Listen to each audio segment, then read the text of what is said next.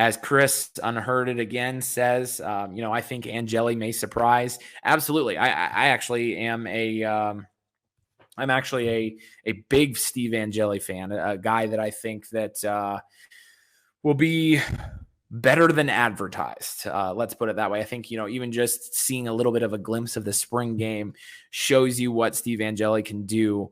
Notre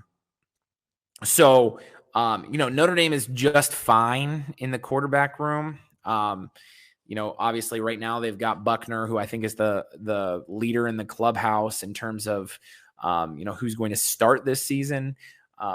Drew Pyne obviously has probably a little bit of something to say about that as well. We'll kind of see. The only thing we as fans really saw from Drew Pyne was a spring game that really wasn't that great, to be honest with you. Angeli, I think, is going to be really good. Obviously you throw CJ that going to get somebody in the class of 2023, whether it's Carr reclassifying or whether they go outside and find somebody else and then go into 2024 and find another quarterback. But Notre Dame's going to do their due diligence here. They're going to bring in another arm. They're going to continue to recruit at a high level. As many have said repeatedly this offseason, the arrow for Notre Dame is still pointing up. And to be honest, I got to be, this may be kind of a little bit of a hot take to put it this way, but I think the way Notre Dame is recruited in 2023, without, Marcus Freeman really having, a jump start, especially these offensive guys.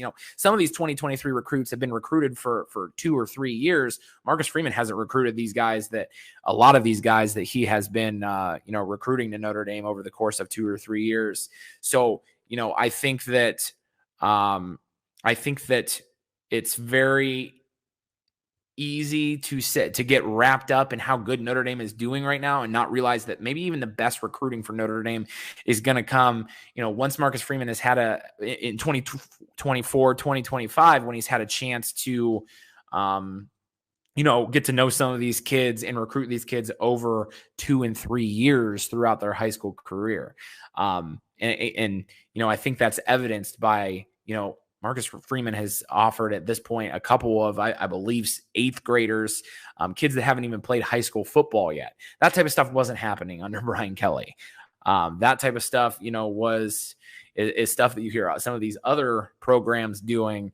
Marcus Freeman, like I say, is continuing to elevate Notre Dame recruiting, is continuing to really hustle on the recruiting trail, and is really, again, the arrow is pointed up. The progress has already been unheard of, better than what you would probably expect from Notre Dame in recruiting recently. And again, like I say, I think this is something that, you're going to see the fruits of Marcus Freeman's labors even more so in these future classes.